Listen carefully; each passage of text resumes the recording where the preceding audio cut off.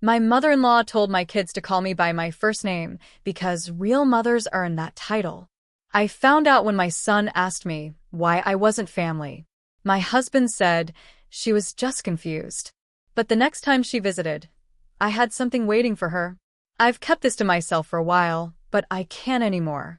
I need to get it out. I need someone to understand how deep this cut. I'm 39, married to Daniel for 11 years. We live outside of Denver with our 2 kids, Mason, 8, and Lila, 6. I gave up my job in property management to stay home and raise them. That was the plan. Daniel made enough, and I wanted to be present. I didn't want strangers raising my babies. I was there for every fever, every diaper blowout, every school pickup when they cried because someone was mean. I know my kids better than anyone. But my mother-in-law, Helen, never respected me. Not from the beginning. She didn't yell or fight openly, but her dislike showed up in a million small ways. The first time I met her, she asked if I was the assistant when Daniel introduced me. That wasn't a joke. When I wore flats to dinner, she called them homely under her breath. Every time she visits, she rearranges my spice rack, just to help. And I've let it go for years. Daniel always shrugged and said, "That's just how she is." But what happened a month ago went too far.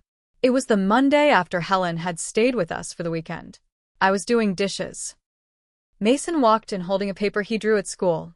Our family. He drew Daniel, me, his sister, and himself. He looked really upset. He said, "Mom, are you really my mom, or are you just Ashley?" I froze. "What are you talking about?" I asked. He looked down and mumbled, "Grandma Helen said you're not really our mom. She said you didn't earn that title because you didn't birth us. She said we should call you Ashley." I had to sit down. I asked him to repeat it. He said Helen told him that real moms earn the title and that I was just Daniel's wife.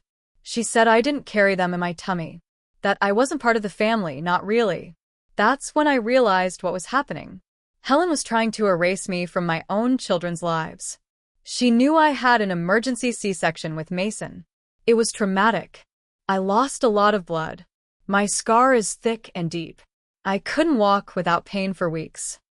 But somehow, to her, because I didn't push him out the normal way, I wasn't a real mother? I checked with Lila too. She said Grandma told her, some women raise kids, but that doesn't make them moms. She told her to save the word mommy for people who deserve it. I went to our bedroom and cried. For a long time. Then I waited for Daniel to get home. When I told him what the kids said, he didn't even get mad. He rubbed his face and said, "She's just old school, Ash. Maybe she got confused." Confused? This woman remembered to pack her organic vitamins, remembered to bring the kids handmade crochet scarves, remembered to ask about the neighbor's divorce.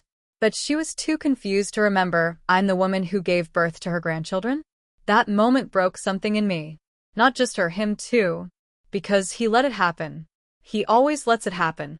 So I stopped crying and started planning. I didn't want to yell. I didn't want a fight that would get twisted into me being too emotional or difficult. I wanted her to see exactly who she was and what she'd done. And I wanted Daniel to watch it happen. Helen was planning to visit again in 2 weeks for Lila's birthday. I spent those 2 weeks getting everything ready. First, I pulled out all our photo albums. Not the curated ones I usually show guests. The messy ones. The real ones. Me in a hospital gown with IVs in both arms, holding Mason. Me crying when Lila finally breastfed after days of struggle. Me looking exhausted, but smiling as I held both of them during their colic phases. I put those albums on the coffee table, knowing she'd snoop through them.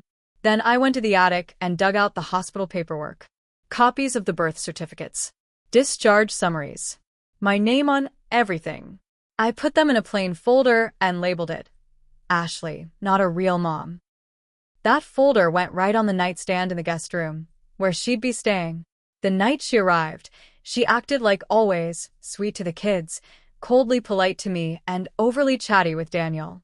I watched her fake a smile and say, "How's my little family?" while completely ignoring me. That night, I heard the guest room door open. I heard pages flipping. Quiet footsteps. I didn't sleep. The next morning, she didn't come down right away. When she finally did, her face was different. Pale. No makeup. She sat at the kitchen table like she'd aged 5 years overnight. I saw the albums, she said, and the paperwork. I looked at her and said, then you know I gave birth to them. That I've been here every day. That I didn't steal a title. I earned it 1,000 times over. She opened her mouth, but I cut her off. I heard what you told them. I heard what you said about me not being family. I don't care what generation you're from. If you ever tell my children again that I'm not their mother, you won't see them. At all. I'll go no contact, and if Daniel doesn't back me up, he can go live with you. She stared at me, silent. That was just the beginning. Because this time, I wasn't going to let her rewrite my story. I wasn't going to let anyone erase me. Not ever again. Helen didn't say a word the rest of that day. Not to me, not to Daniel. She avoided eye contact. She barely even looked at the kids. For a while, I thought maybe, just maybe, she got the message. I should have known better. 2 days after she left, I got a call from Daniel while he was at work. His voice was low and serious. My mom, she called me crying, he said. She told me you threatened her. I felt a heat rise in my face. Are you kidding me? She said you told her never to come back. That you threw hospital papers in her face and screamed at her. I laughed, sharp and bitter. So now she's the victim? Daniel didn't say anything. That silence again. That awful silence where he never takes a side. I showed her proof, Daniel. Proof that I am their mother. Proof that she lied to our kids. She says she never said those things. Then our kids are liars? Silence again. I hung up. That night, he came home late. He barely looked at me during dinner. He kissed the kids goodnight and went straight to the basement, said he had emails to catch up on. I knew what he was doing talking to her. I checked the phone log later.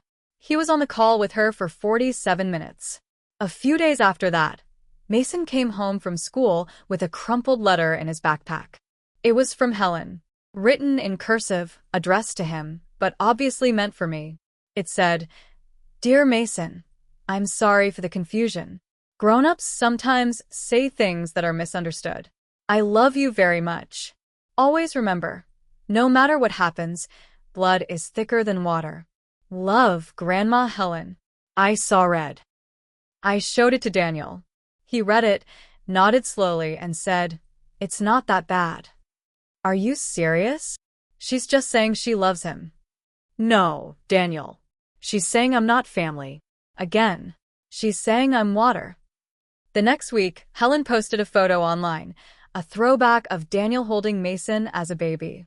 Her caption read, My son and his baby. Time flies. Nothing stronger than blood. She didn't tag me. I wasn't in the photo. She never mentioned me.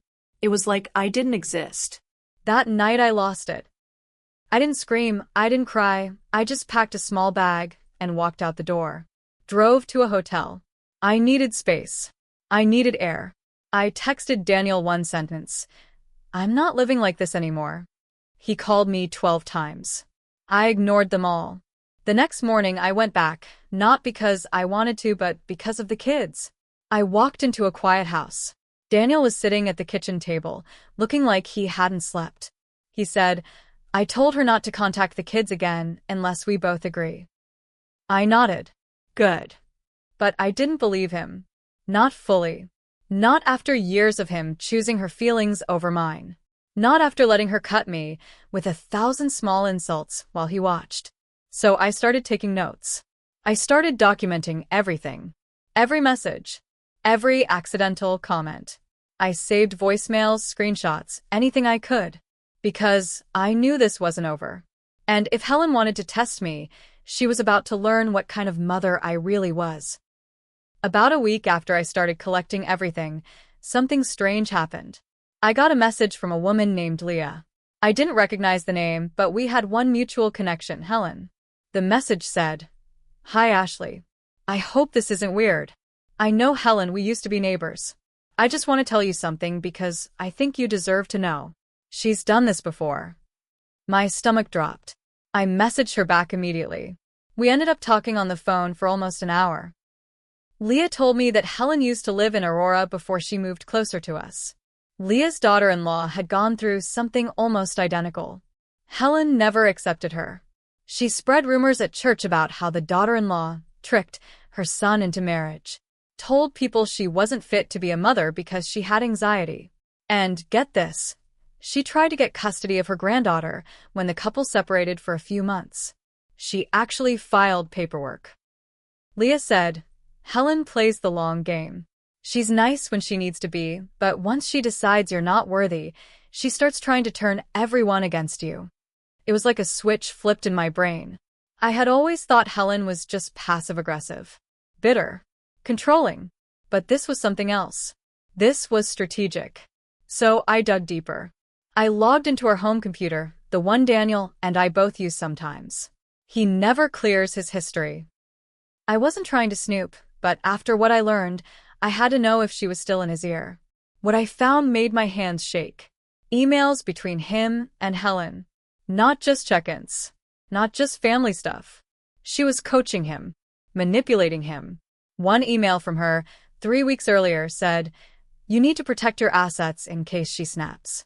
Women like her use kids as weapons." Another, "You might want to consider documenting her outbursts. If it ever goes to court, that could help." I sat there in front of the screen, just staring. She was planting ideas, turning him against me, slow and steady. And he wasn't stopping her. He replied things like, "Yeah, you might be right, and I'll think about it." I confronted him that night. "I read the emails," I said. He froze. "What emails?" "Don't lie." He tried to defend it. Said he didn't really believe her, that he was just trying to calm her down. By agreeing with her? By considering keeping records of me? "I'm the one raising your kids every day, and you're entertaining the idea that I'm unstable." He sat there speechless. Then I said something I never thought I'd say. "I want a custody agreement. In writing. Now. Before this goes any further." He stared at me like I'd just slapped him. "You want to separate?" "I want to protect myself. Because clearly, your mother is playing a long game. And you're letting her." I didn't tell him everything. Not yet. I didn't tell him about Leah or the other families she tried to break. I needed to hold on to that for later. I needed leverage. The next twist came 2 days later. I got a call from the school counselor. She said Mason had asked if it was okay to have 2 moms. Then he got quiet and said he was worried Mommy might leave like Grandma said. I almost dropped the phone. "Who told him that?" I asked. The counselor said Mason didn't want to say. But I already knew. Helen had either called or messaged him again, behind our backs, after Daniel supposedly told her not to. That was it. This wasn't just manipulation. This was poisoning my children's minds, creating fear, doubt, making them question if their mom was going to leave, making them wonder if they were safe. She crossed the line, and I was going to make sure she never got the chance to do it again. After that call from the school, something changed in me. I wasn't scared anymore. I wasn't confused or hurt. I was clear. Helen wasn't just a bitter mother-in-law. She was a threat. And Daniel? He was either too weak to stop her or too comfortable letting her destroy me piece by piece. So I stopped waiting for him to wake up. I started with a lawyer. I found a woman named Cheryl, a hard, blunt, no-nonsense family attorney.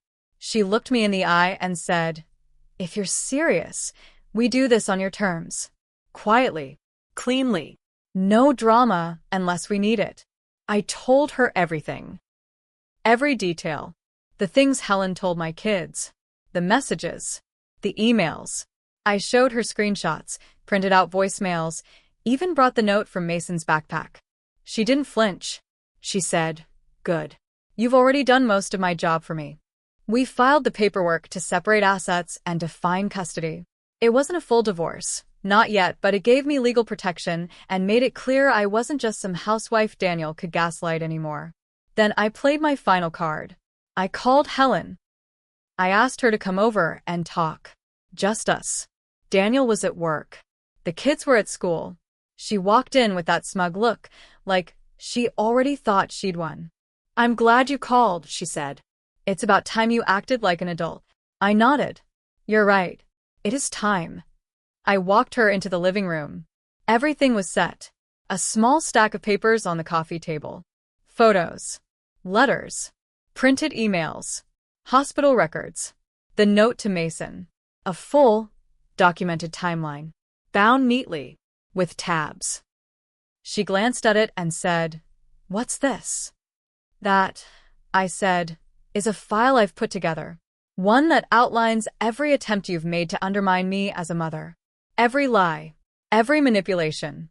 Every message you've sent to my children that made them question if they were safe in their own home." Her eyes narrowed. "You're being dramatic." "No," I said. "You're being removed." She blinked. "What?" "I'm getting a restraining order. You will not contact me or the children again. If you try, you'll be in violation. And if Daniel wants to keep a relationship with you, he'll do it on his own time, not under my roof." "You can't do this," she said, standing up. I didn't move. I already did. The paperwork was filed yesterday. She looked like she wanted to scream. Instead, she laughed sharp and nasty. "Daniel will never allow this." That's when I smiled for the first time in a long time. He already signed the custody agreement. Temporary but legally binding. I told him if he didn't, I'd release those emails to his boss and take everything public. I was done asking. She went pale. I stood. "You told me real mothers earn the title. Well, I earned it every damn day for the last 8 years. And now? I earned this too." I walked her to the door. She turned once more and hissed, "You're going to regret this." "No," I said. "I regret not doing it sooner." I closed the door in her face. Daniel came home that night and didn't speak to me for an hour. Then he finally sat down and asked, "Was this really necessary?" I showed him the school counselor's report. I made him read the exact words our son said, that he thought I might leave because Grandma said so. He cried. It was the first time in years I saw him actually cry. He apologized. Said he didn't know it had gone that far. Said he thought he was just keeping the peace. I told him peace built on silence isn't peace, it's fear. We started marriage counseling 2 weeks later. It hasn't been easy. I don't know where we'll end up. But for the first time in years, I feel like I have my voice back. The kids call me mommy again on their own. The restraining order was approved. Helen tried to fight it. She submitted a character letter to the court from her church.